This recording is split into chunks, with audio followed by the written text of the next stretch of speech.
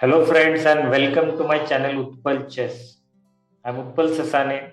In this video, we will see the game between Alexander Alekhine versus Dr J Forrester in a Simul Exhibition, where Alekhine was playing against 35 different opponents at a time in Glasgow, Scotland. Alekhine was a Russian and French chess player and the fourth world chess champion, a title he held for two times. So let's see this wonderful game where Alekhine has sacrificed a queen at one point. We will see this wonderful game. So let's start. So this is the game between Alekhine, Alexander and Forrester. This was played in 1923. This is a short game, very short game. We will see this. White, Alekhine started with e4, okay. King's pawn opening. Black played e5, normal. Knight f3. Okay, both are trying to control the center. White has played this to, of course, develop the knight and to attack the pawn on e5. Black played it to develop the knight and give support. Very normal moves. And then bishop b5. Yes, so this is the move where he has given a threat development and threat to the knight. Now, what is the idea? Very simple idea. Afterwards he can capture and the knight was giving support, right? So you are having now the threat of capturing it afterwards. I'm not saying he will do it right now, but whenever he will get the right chance, he can do that. Okay, not right now. Why not? We can see that afterwards, but I'll tell you. Yes. So this opening is called, when white plays bishop b5, it's called Roy Lopez or Spanish. Okay. Here, black played a6. Now, this is the main line. Okay, normally black plays a6. Now, you would say, what happens if he captures the knight, as you just said that, right? If he captures, what to do? This is called now, this variation or this opening is called now exchange variation of the Roy Lopez. And here, normally, what do we say? We should capture towards the center, but not here, because we have to do something after this. I will tell you what. If he captures with this pawn, d cross c6, and now if white is thinking I'm getting this free, it is not. Black can have a very good move. Black can get the pawn back, and this is the move. See, he can attack on this. So the knight has to move back somewhere, either here or here somewhere he would play. Okay, and after that he can get it back. So black has no problem, even if he is losing one pawn before, he is getting it back. Okay, so here he said, okay, I don't want to capture the knight. I want to keep my bishop. I told you normally bishops are better than knight because they can control more squares. Of course, knight can jump and all, but yes, still mostly when the position is open, bishops are better and you should try to keep the bishop instead of giving away for the knight. So here he has played bishop a4. Why did he play? Of course, you have to save the bishop. The knight, the pawn was attacking. And if you don't want to capture the knight, you go back. Simple. And he wants to keep the attack on the knight. That's why he has not played bishop c4 or bishop e2. He said, okay, I'll keep the pressure on the knight. And he is forcing black to play this b5 afterwards. Okay, if not now, maybe afterwards. Because the more he would play this side, what is happening? The pawns are becoming, you can say the squares are becoming weaker and weaker if he plays this. So that might be the reason. That's why he's playing here. Knight f6, development, attacking on e4, preparing to do castle, so many reasons. Knight c3, giving support to e4, which was attacked by the knight on f6. So normally I will tell you, if your opponent plays this side knight, it's a good idea you play the opposite side knight, because whatever this knight is doing is controlling these two center squares. You also control those and then you have less problem and then it is okay, good for you. So if the opponent plays this side knight, you play this. Okay, like first white played this. What did black play? Black played this. Okay. So this is like, normally I'm not saying each and every time, but mostly it is a good idea to do that. Okay. After knight c3, it is black's turn, and black played bishop c5. What's the idea? Very simple. Bishop is developed. Bishop is on the right square, very good square, controlling so many squares. One more idea is to make space for the king so that he can do castle. Okay, this is the weakest pawn normally, and if you have attack, you can get some chances to do attack, more attacks on this. So yes, bishop c5, and then white has played knight cross e5. So white has sacrificed this knight. How? What is the idea? Okay, let's see. He captured, and now what to do? How to get the piece back? Anybody?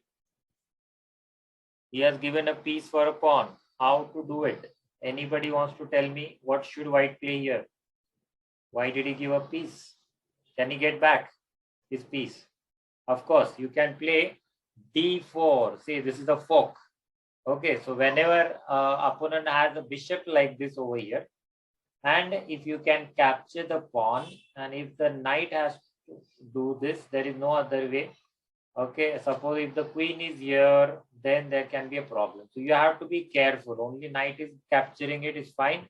Then you have the chance to do this. But this kind of sacrifice, you have to be very sure, because sometimes opponent can have some other options and you might not get the thing back. So you have to be very careful whenever you give sacrifice. Yes, sir. So after d4, you have to save one of these at least. And he saved bishop b4. So he said, okay, you take that pawn. I mean, you take that knight with the pawn. I'm not interested in taking the pawn. See, he could even capture it, and then queen could do it. So you might be thinking that, okay, at least he should have got the pawn, right? But he has not done that. He has another plan. What is that plan? He has pinned this, and maybe he can capture this afterwards. So he captured this, and now he said, yes, I wanted to capture this one. I'm happy to get this, and I'm giving pressure on this c3 knight. Okay, so what should white play? He played queen d4. He has made attack on the knight and on the bishop. So he's forcing him to do what he has to do. He said, okay, if you want to take that, fine, but take it right now. And my pieces are coming towards center, so I'm happy. So black captured the knight with the knight. And then white captured. Now the bishop has to move. Okay, he can't take the pawn. So what is happening? White's pieces are coming forward. Like the queen is there, bishop is already there. And white has, like, you can say, more pieces developed than black. So it's good. And black has to move the bishop again. So here black can develop one more piece. And what is he doing now? Very good idea. He has played bishop a3. What is the idea? Very simple idea, if you know. To block this. Can't do castle, sir. Right. Now black cannot do castle. Yeah. Black's path to Correct. castle. Correct. So this one, now there is a problem. He can't do castle. He wants to do castle, but he cannot. The king has to be in the center. That's what you want, right? Your opponent's king should not get a chance to do castle early. Okay, so now here he's thinking what to do, and he has to develop his other pieces. The problem is he can't even move this pawn because this pawn is also pinned. He played b6, which is not the right move. Why? Because now this bishop cannot go on this side. He has to be in the corner, which is not a good thing for him, right? So this was a bad move from black. And now you can see white has the advantage. So white has now another plan. He said, okay, I will attack more and more. And he played e6.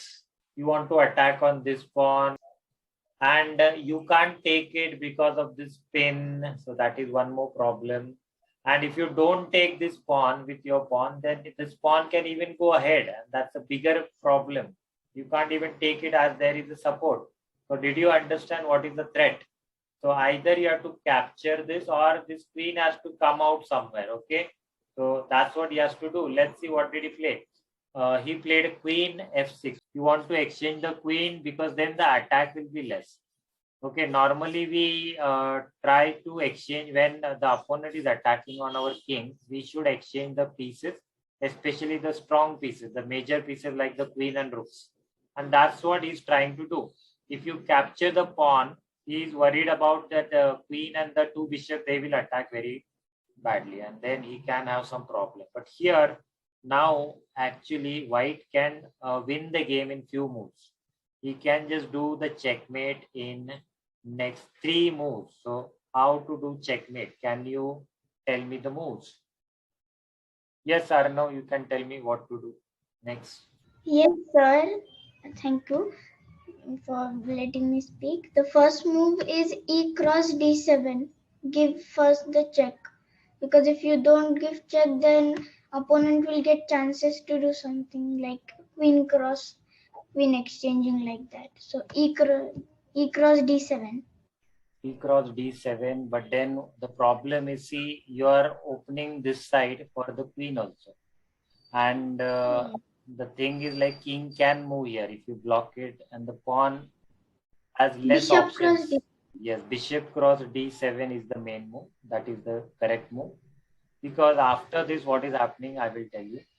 Now, the king has to move or he has to capture. If he moves, then also there are problems. After king D8, we will see, of course. But if he takes with the bishop, it will be checkmate with the queen. Next move. So he cannot take it with the bishop.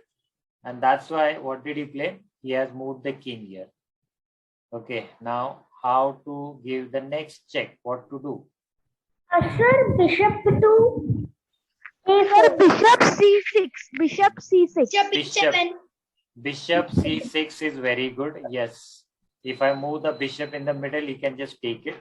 So the only other move is queen cross d4. And now you have to tell me the next move, which is that. How to do checkmate in one move? E7, sir, pawn E7. E7. See, you don't need to capture the queen, and you can't take it anyway because it is pinned, right? So no, don't think about the queen. The simple move is E7. Now the check is there. King can't go anywhere. You can't take the pawn. It has the support of the bishop, and that's the checkmate. So this was just checkmate in 15 moves. Very short game. How was it? Nice, sir. If you like this video, then please like and share the video. If you are new to the channel, please subscribe to my channel Utpal Chess and hit the bell icon to get the notification of upcoming videos like this, so that you will never miss any video. If you have any questions, suggestions, then please write the comment below. I'll try to answer those, or I will try to make videos on those topics. You can also check the blog. The link is in the description below. Thanks and see you in the next video.